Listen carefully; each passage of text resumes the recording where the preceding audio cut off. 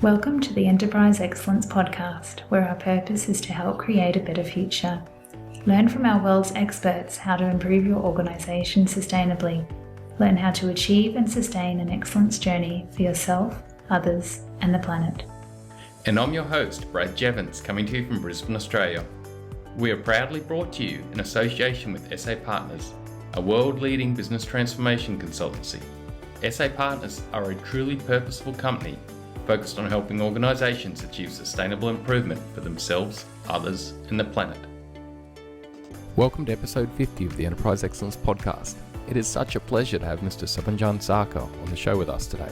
Subhahnjan's purpose is to help sales teams all over the world improve and achieve great results for their customers and themselves.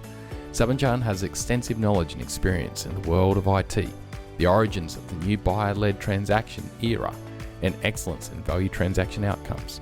Today we'll explore how to understand and align with a customer's buying journey to deliver outcomes that exceed expectations for customers and your organisation.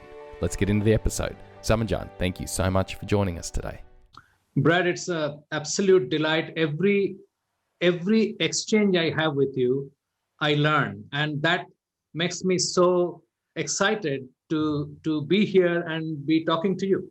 Yeah, and Subhahnjan, I must admit, I'm a little bit nervous today because I've been on your podcast and the questions you ask have been amazing. Subhahnjan, do you mind just doing a call out to that? You know, I want to mention the podcast and the work that you do.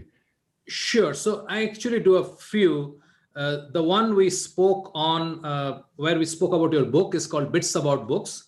Your episode is due in the next few weeks, and I'm sure I'll let you know so that you can let your listeners know about it. It was quite a fascinating discussion because agile selling that you spoke of was new, and I'm really enjoying reading the book. The other two podcasts that I do is one focused on SaaS, which is called SaaS Stories, where I talk to SaaS founders. I have spoken to people like Alex Thioma, who is the founder of SaaS Talk. I've spoken to the founder of Freshworks and so on and so forth. So basically that's focused on the startup SaaS space. And the third, and the one which I'm most excited about, to be honest, is called the Buyer Side Chat, where I talk to actual buyers about their actual journey. Nice. Not the IDA framework we believe decides how buyers buy. They don't buy that framework at all. So I can tell you this much. That's powerful because you're going to the source, you're going to the customer to actually understand their voice and what's most important to them. Yes, absolutely. That's awesome. Well, and that's what I found amazing is the passion and drive you've got for creating a difference in this world and the amount of work you do. Now, your questions were amazing. So let me kick into the show and see how I go. But Subhahnjan, what is your backstory? Like, what led you down this path to start to share such great knowledge and experience in sales, but also in IT and books and everything you do? Obviously, this can be a very long answer, but I'll keep it short.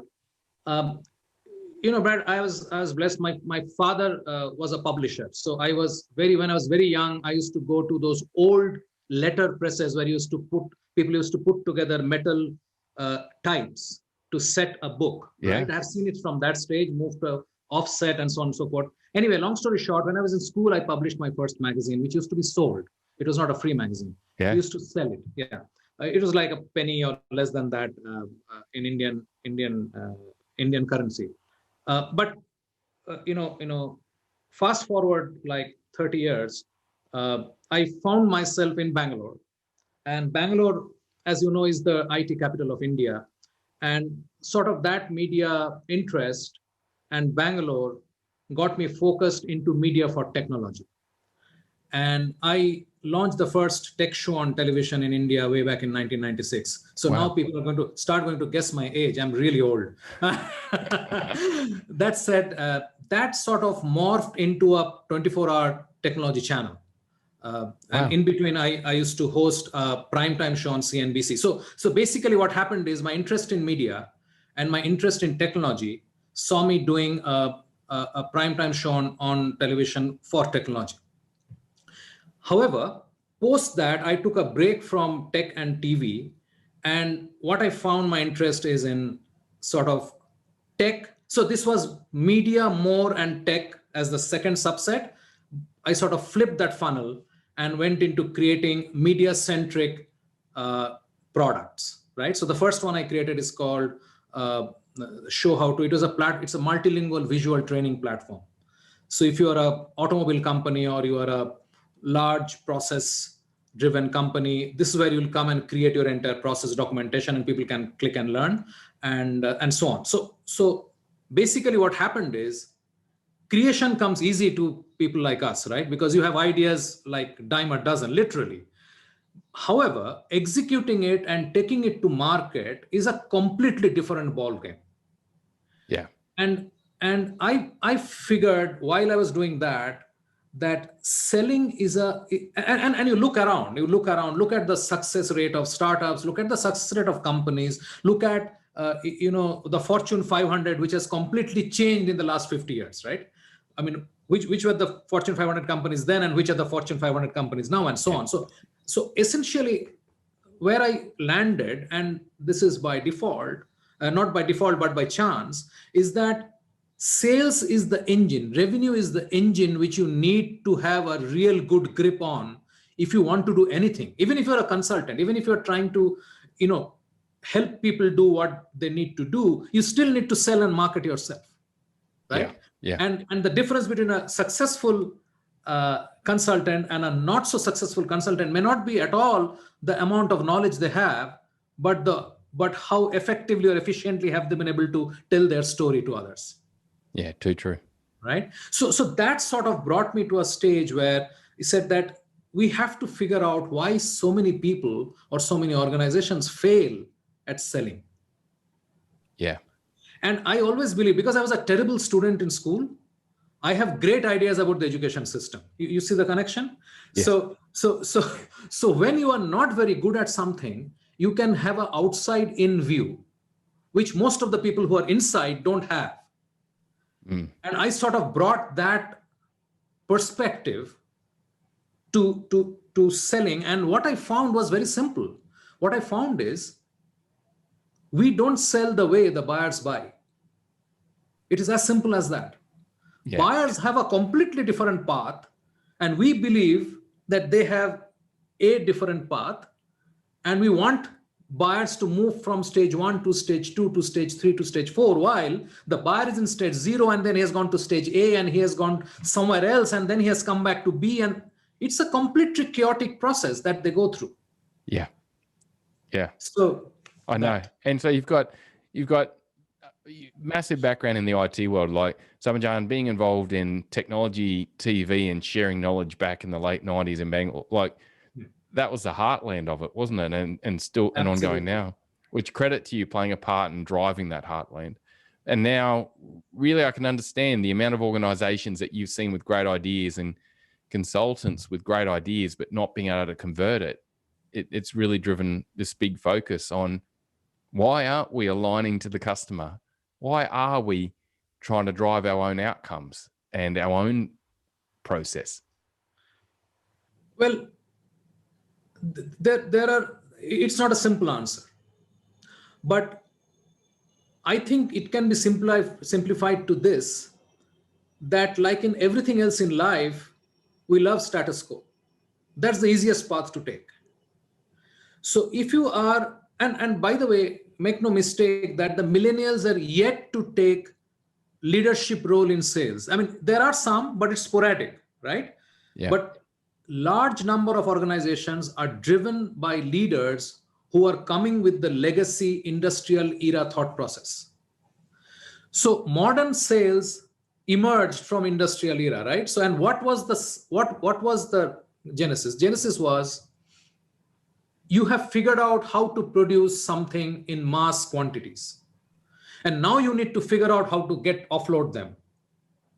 Yeah. Right? It was not that you have figured out there is so much of demand and you have created so many products. No, you figured out a way to stamp out 50,000 saucepans or kettles or automobiles for that matter.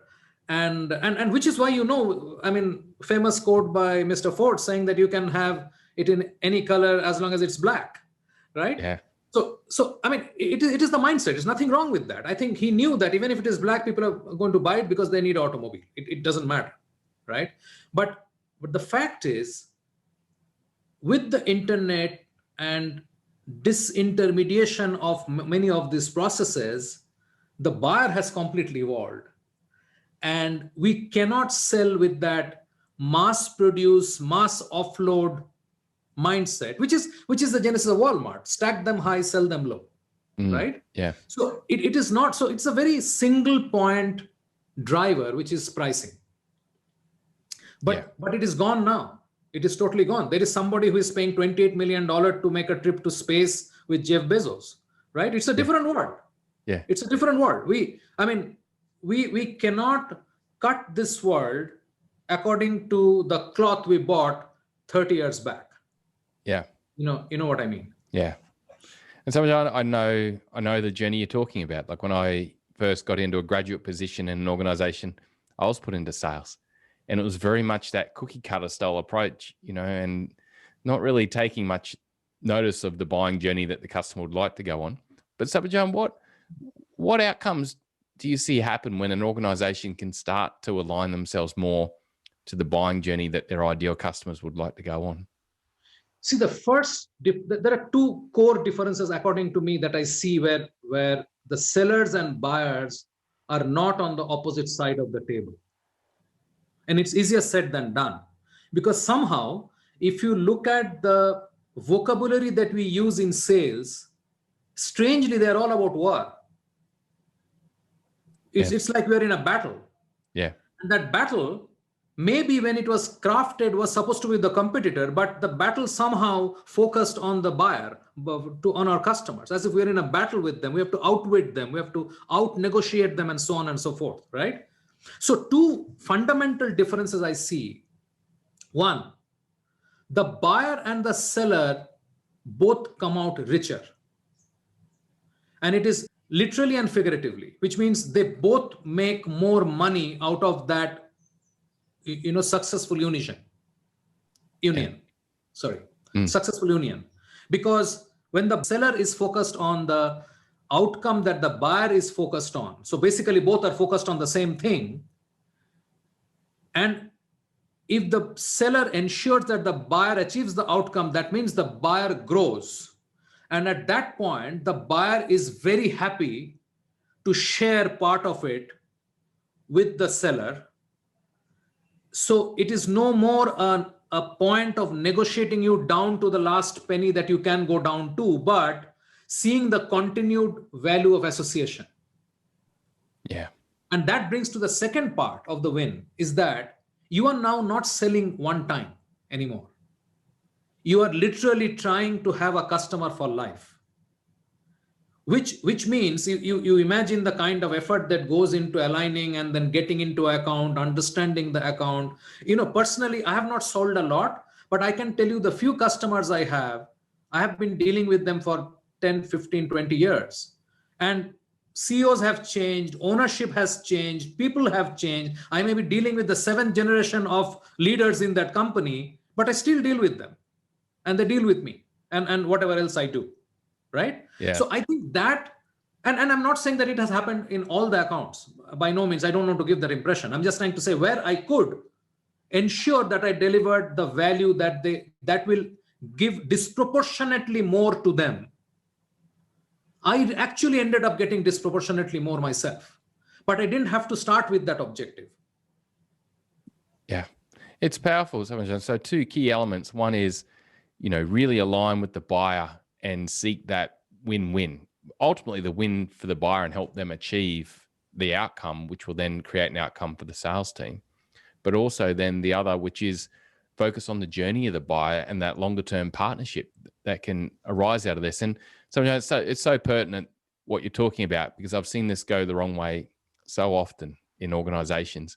And organizations end up chasing their tail, just trying to win more businesses or trying to protect accounts because that journey hasn't been set up in the first place. So, what are some of the key steps that you believe that a salesperson or a sales team could take to start to align themselves to a buyer's journey and really start to seek that, ultimately the win-win, but the win for the buyer, which will create a win for them? See, the first thing that we need to realize is that irrespective of what we do, the buyer has his own path chalked out. we really cannot. I mean, when I say cannot, again, nothing is absolute. Okay, so some degree of difference or change or separate outcomes remain. But our ability to really influence the buyer without establishing our credibility and authority, is the chance of that is next to zero. That's number one. And the biggest factor which sits in between this ability to establish our authority is trust. Yeah, too true. Now, see, just go back 30, 40 years, even if you're in B2B sales, typically you lived in the same city for practically all your life, right? And you have become a salesperson who is selling X commodity to businesses and say manufacturers in that area. The possibility is that the guys who are buying in those factories are friends who went to the same school with you or went to the same college with you, or you may be coaching their children, or they may be coaching your son in cricket or in soccer or whatever. Even if it is a little larger geography than I mean, you were in a space where you are known. Oh, you used to play cricket for that team. Oh, I know. Yeah, we played. So there was some immediate sort of unsaid trust there already. When I and you speak across the globe, literally, and I believe that with two, Zoom calls, I'll be able to, build trust with you. I think that's foolhardy. Yeah. It doesn't happen that way. I mean, no matter how good you are and how good I am, trust doesn't come so easy. No. And we have to understand that is a long-term game. The moment we accept that, and this has to happen, as we were discussing the last time we were discussing about the 5% conversion issue, Brad, is that this has to happen at the highest level. It cannot come from an SDR, because the sales manager will say, hey, are you going to make quota or are you going to build trust? Right? Yeah. So he can't lead that charge. He can't say, oh, we are going to work for the next 5 quarters to build trust with this 500 companies who we think is our target market. He can't take that decision. It has to come from the CEO. So pretty much when we are talking of building appropriate leadership or appropriate leadership capabilities, understanding the buyer and being long-term in building the business has to be part of that. It cannot be like a training session that Subhahnjan goes and does with a company. It's not going to come out of that. It is a matter of fundamental shift in thought process, that if in the future of our business is dependent upon how well we are entrenched in the buyers, and with the full understanding, these 500 with whom I have developed trust and relationship are not going to buy from me, because there are certain things they'll come to me with which I'll not be able to satisfy. And then my job will be as a trusted partner to say, you know what, you need to go and talk to Brad, because I don't do this and he does it much better than me. And if you want, I'll set it up. Aren't you guys competitive? Well, yeah, but they do it better. Why should you buy it from me? Makes no sense. Yeah. Unless we are able to do that, we will continue to do tactical training. We'll continue to do, how to make a great cold call and what is the script for that. We'll be in that. Or how do you do robocall so that you can land up 3 meetings? I mean, I'm not saying any of this is wrong, but I'm saying that will only do that much and no more. Go to the enterpriseexcellencepodcast.com/downloads to get hold of an insights book Subhahnjan has kindly provided us. This ebook documents some of the key insights from Subhahnjan and is a valuable read to anyone looking to improve for the future. Please like, subscribe, and share this podcast to help others gain insights and create a better future. Let's get back to the episode. Yeah. So now that's an interesting journey you've just taken us on there, because you think of the origins of sales as we know it. It came from an era of stable employment and focusing on the longer term. It's then gone into an era which every book and thing that's come out has been about how can you manipulate a customer or take more short-term outcomes. Our cultures have become more short-term. We've become more transient in our workplace. Yeah. And that's so powerful where you go, right, this is a strategic cultural decision senior leadership need to make, to go, we need to build trust with our clients and take the longer term game here. Yeah, absolutely. And there are industries who are doing that in a different way, not really in terms of sales. For example, when you look at pharma companies, what are they really doing? They're investing 3, 4, 5, 7 years trying to solve a problem of a particular disease, right? So we are not dealing as a business to business, we are not dealing with disease, but I'm just saying that it's not that companies have not figured out a model where the returns are going to come after a few years. Yeah. Right. So it's not that those models are absent. I'm sure there are very knowledgeable people out there who can connect both these thoughts and say, it's possible. So maybe you will sacrifice a few quarters. Maybe, by the way, Jeff Bezos, okay, he completely ignored. He was listed many years back. And quarter after quarter after quarter, he said, I'm going to lose money because I'm building the business for the long term. I mean, we talk about Bezos, we write books about him. Why don't we talk about that? Yeah, that's a longer term view. Yeah, that's been a longer term view with a focus on the buyer, hasn't it? How can I simplify the buying journey? Absolutely. And it's been done through technology that really has created a lot of risk and disruption for sales teams. Yes, absolutely. Yeah. Subhahnjan, what can organizations do to shift down this path? Like you're saying, really, it needs to start with the senior leadership, thinking that longer term game. But what are some ideas you've got, some insights you've seen work well in this regard? Well, before I go into any kind of tactical ideas, I want to say that we have to be cognizant of a couple of things, right? First, we have to recognize that the buyer has changed.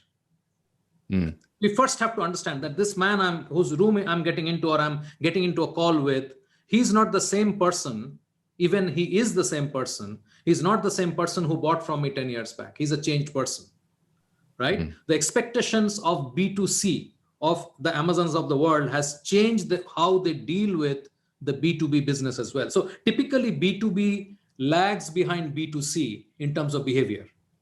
Yeah. So B2C happens faster because there's a cheaper decision. So buying a television set for $200 is easier than buying a $200 million plant, obviously.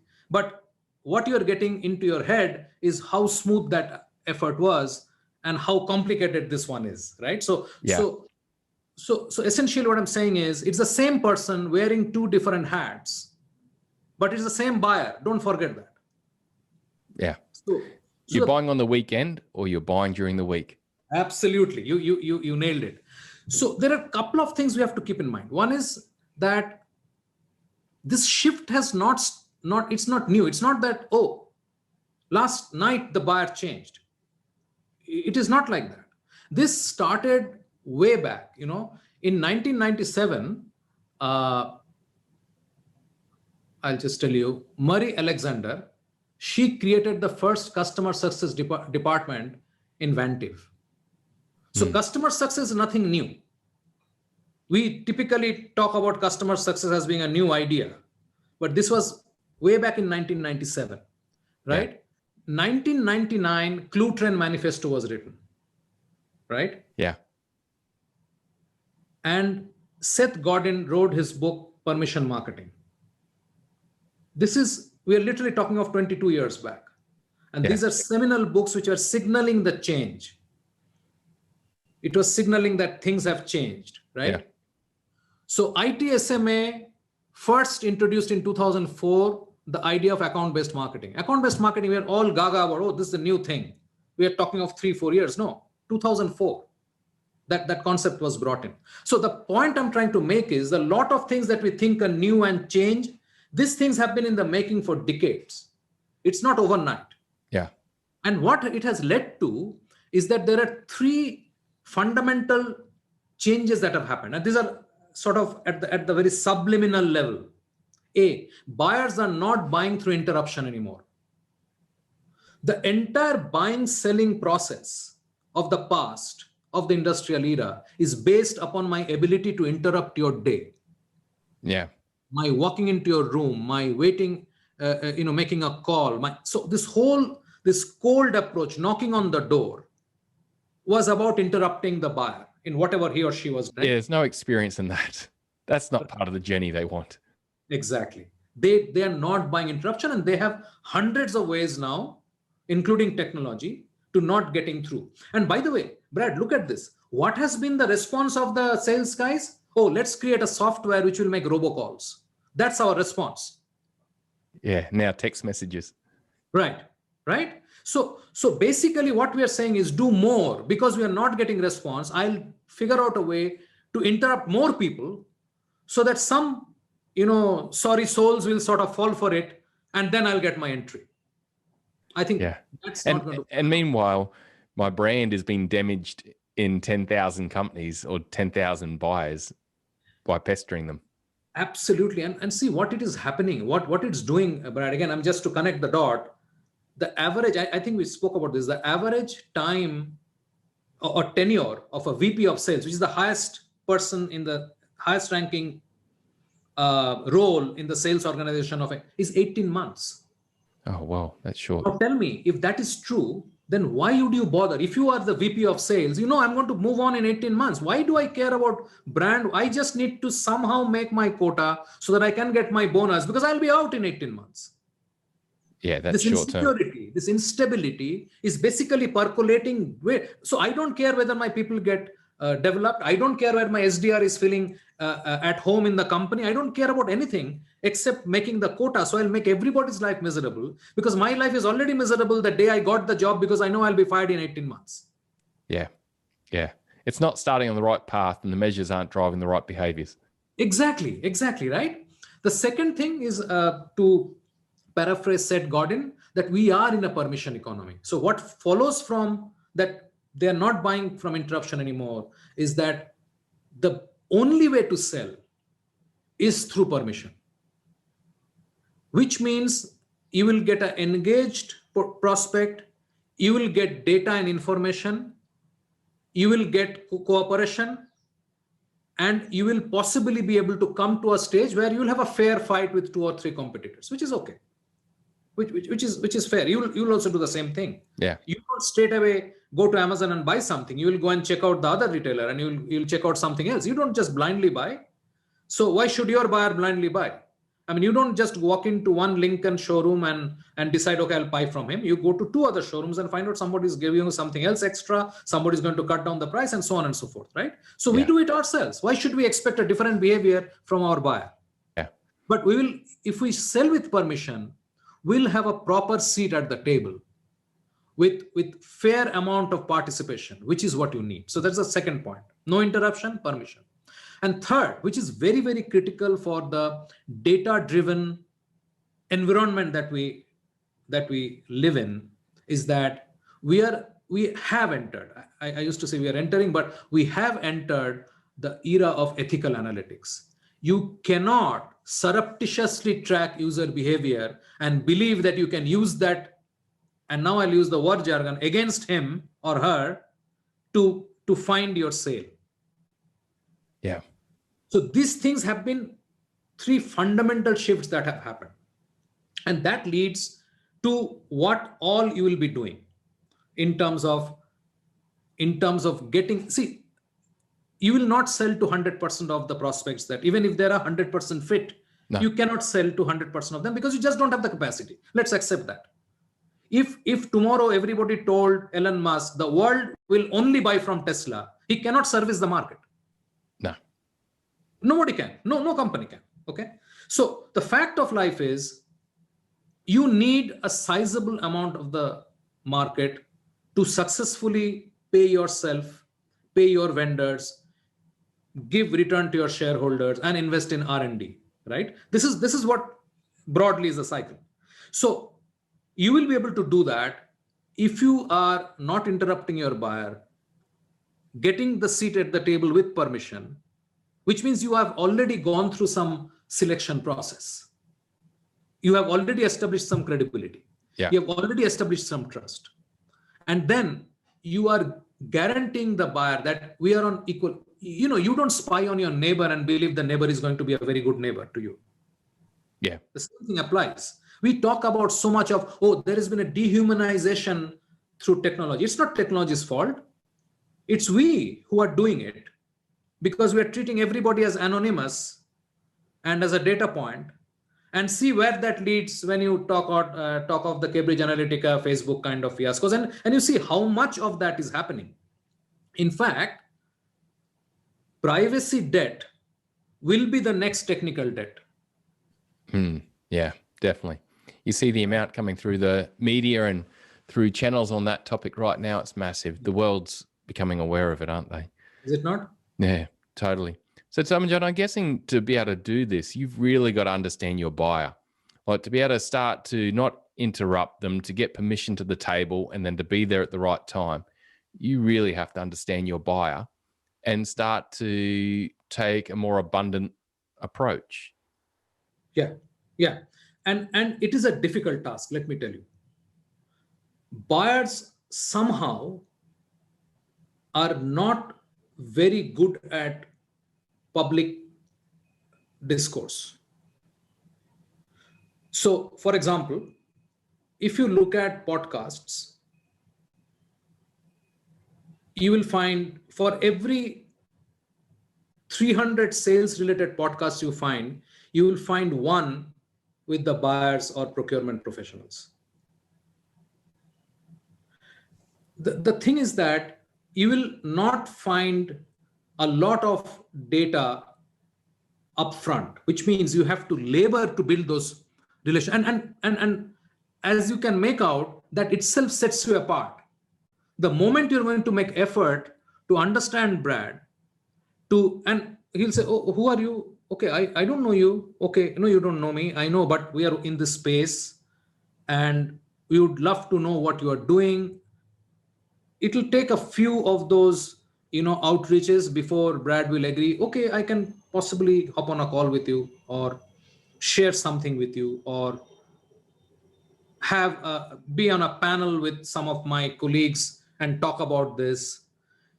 It is very similar to courting.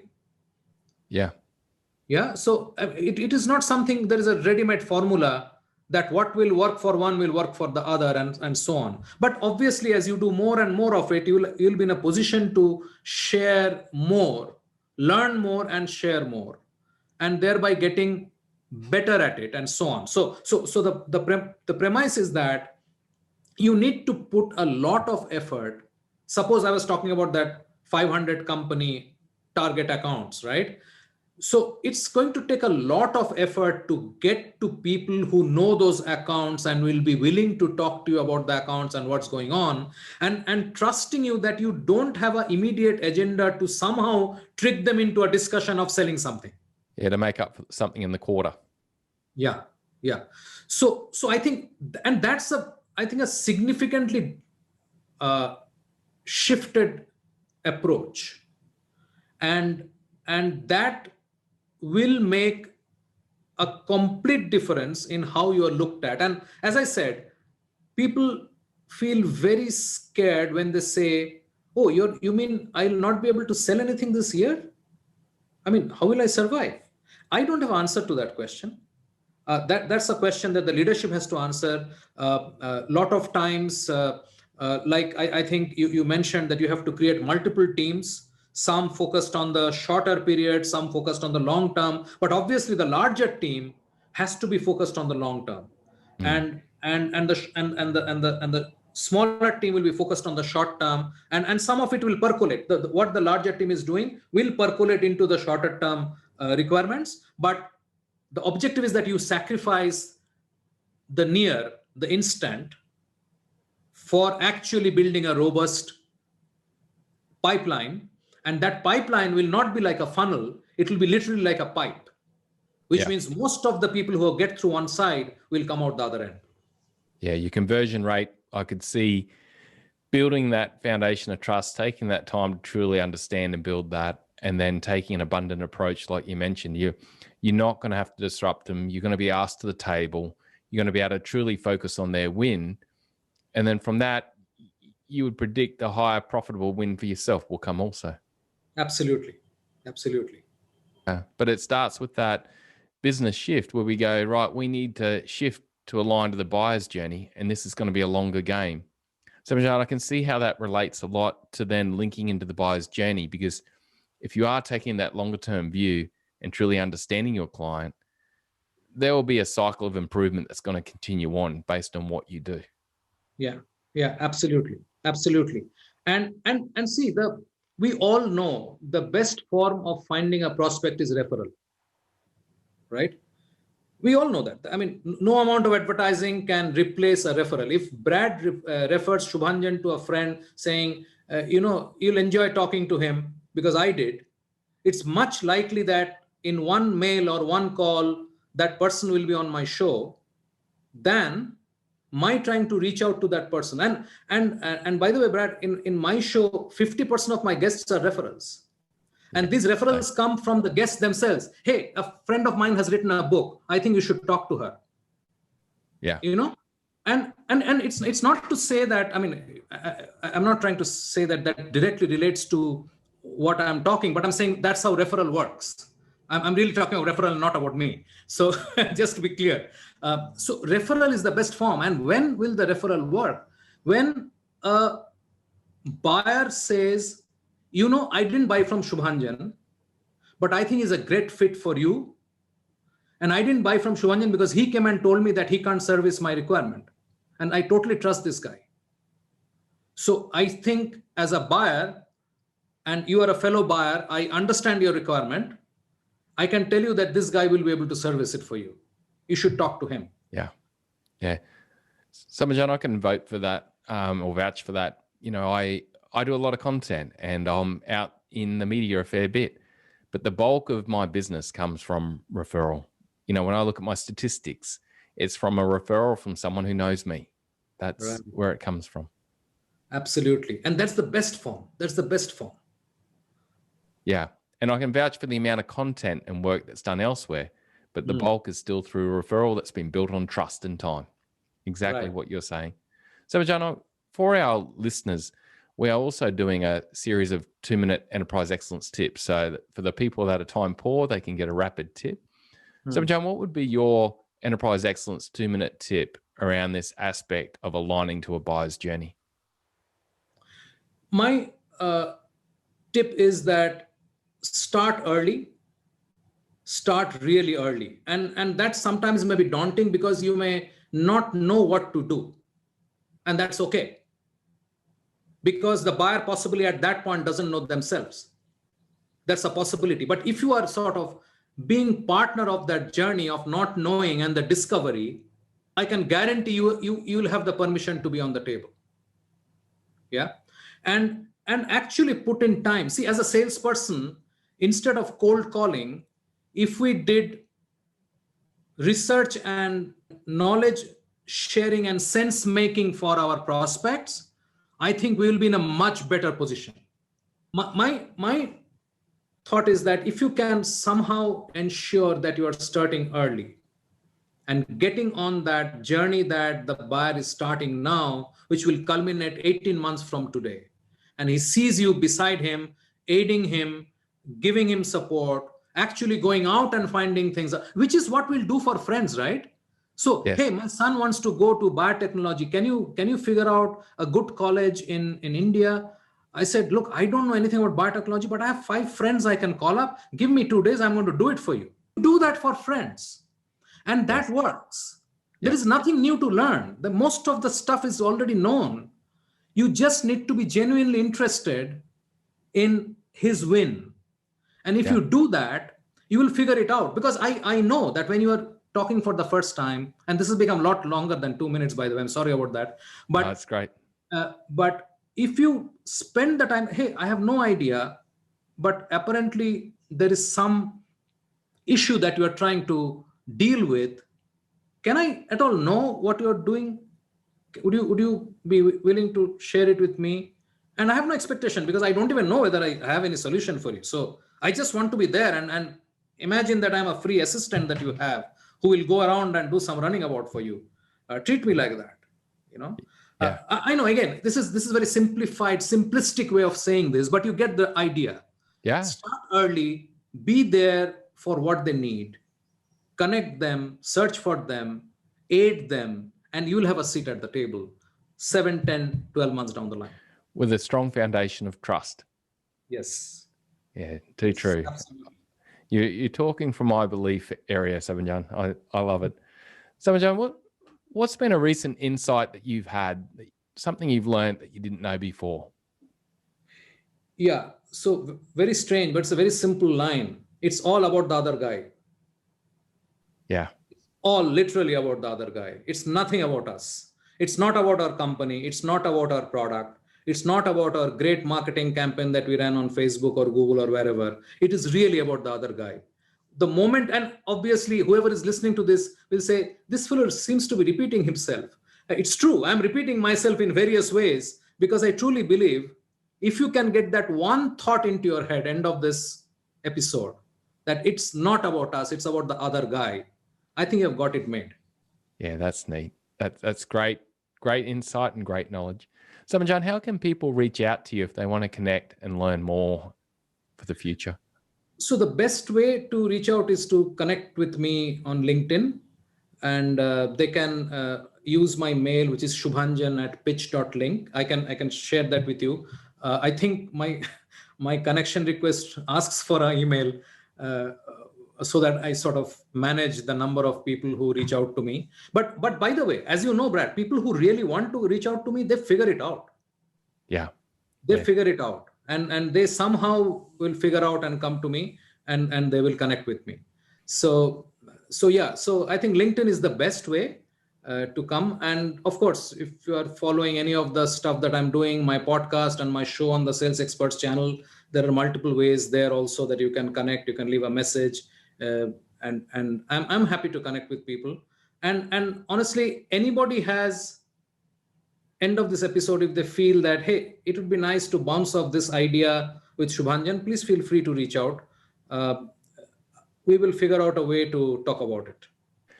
Subhahnjan, thank you so much for your insights and knowledge and helping us create a better future for customers and through that, our broader world. Because this approach that you've mentioned, if we're taking that abundant, trust-based, truly help customers get outcomes, we're going to win all over the place. So thank you, Subhahnjan.